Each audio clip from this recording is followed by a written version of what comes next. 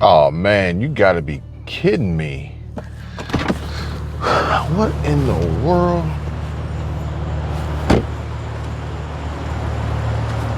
What the heck? What happened here? Another one bites the dust. This is crazy. I came here to pick up a pizza in a pinch, and they're closed. It's not even that they're closed, like they disappeared. What in the world? Well, I guess there goes that idea for a quick meal, because apparently this little pizza place, little Caesar's pizza place, is gone out of business. Why is this thing beeping so much? Oh man, you know, this is crazy. I guess this is just a sign of the times, almost to be expected. And this is only the beginning. And it was a low price option. It was an affordable pizza place. But I will say that the staff that was working there was always pretty bad. It was always an attitude. It was always terrible service. They never had the orders right. I don't know. Maybe this has nothing to do with the organization. Maybe it has nothing to do with the franchise. And maybe it has more to do with the staff. Maybe the employees forced this location out of business due to, I don't know, maybe bad customer service, or worse, they were stealing money from the company, stealing money out the register, and it just had to go out of business. Well, I guess that's a possibility, because as times continue to get tougher and tougher, and people are not making the money that they need to survive, then they're gonna start getting desperate. And man, that sucks. Now I guess now that I'm out, I'm gonna have to go get gas so I don't run out of fuel here. But also I'm gonna have to figure out an alternative solution to what we're going to eat, since they are shut down. And I was not trying to go and do anything crazy. I may have to go to a different, maybe I need to look up and see if there's any other Little Caesars locations around here and see if they've closed down too. Man, the gas price so high, what the?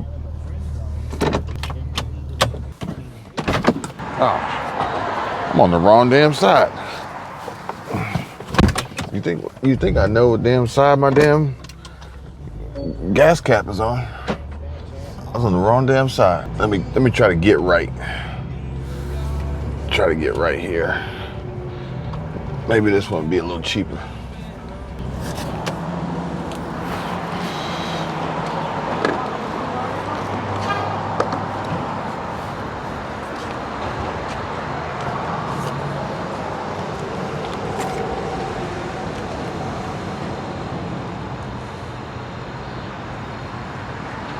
What the hell are you talking about?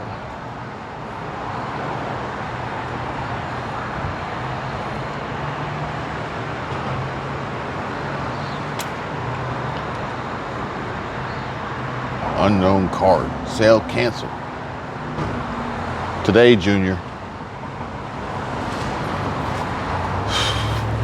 All right, maybe I'm just not supposed to get fuel, because it's saying unknown card, pump busy. Let's see if I can see what happens this time. Oh, okay, now it won't work this time. It did it again. What do you mean unknown card? It's the same card I always use. Oh man.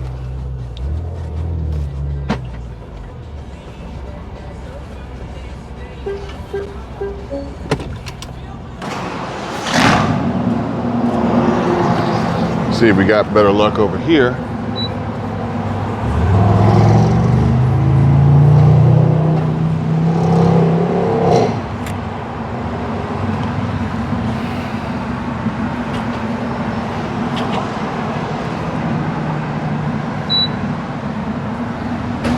I can't make this stuff up. Sale canceled, unknown card. I'll try a different card. Maybe there's something wrong with the MasterCard. Maybe something wrong with the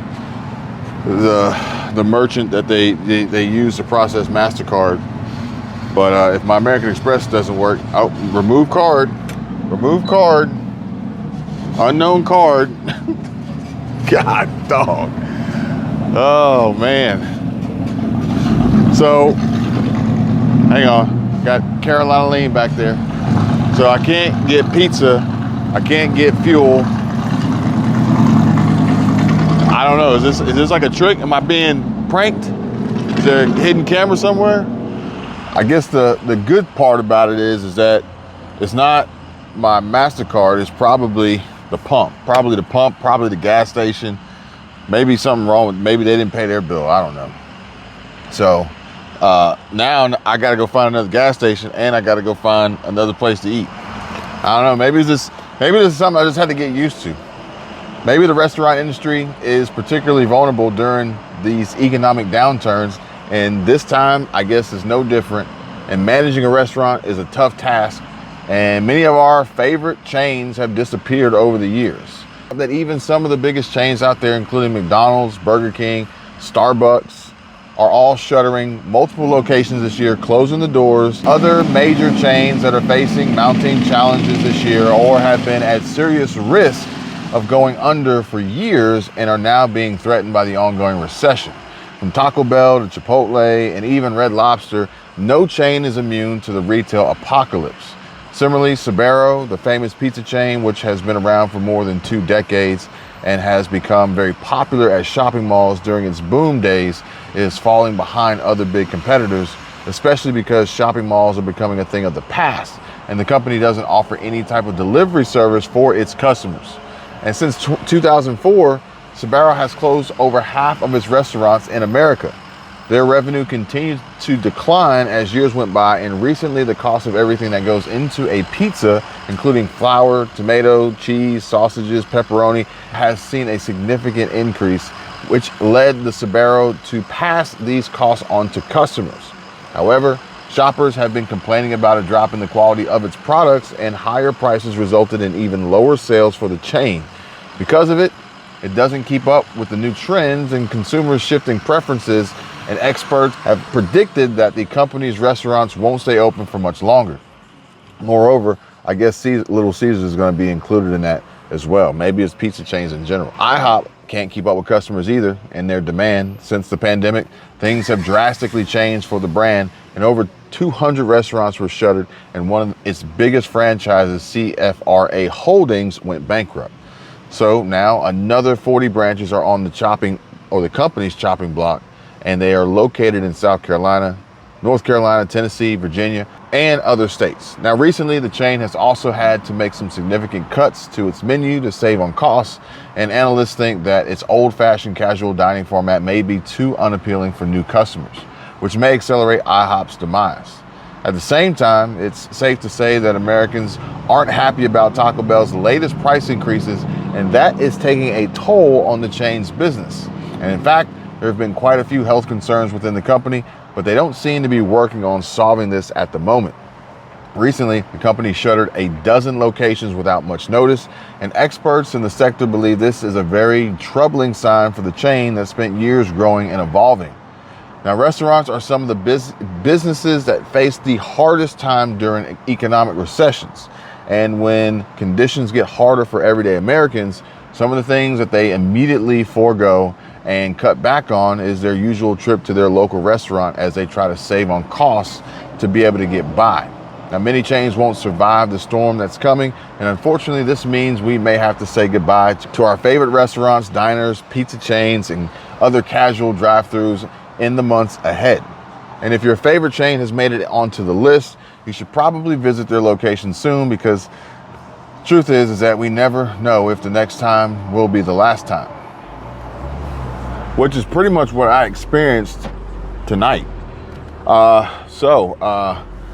Yeah, we are in a little bit of an economic downturn, but to be expected. These are conversations we've had in the past and predictions that have been made, but honestly, I did not expect to see it happen just like it happened tonight. I can promise you guys this was not planned, and it's got me a little bit worried and concerned and on edge. Now, I'm gonna have to go find some other solution for tonight, but I will promise you that I will come back to you guys tomorrow with an update on where I ended up and what that looked like, and perhaps maybe if I ran across any other problems along the way of trying to get food and fuel. But maybe this is just a sign of the times, folks. Restaurants are taking the social cues that are being sent their way as the consumer is saying, look, it's too expensive.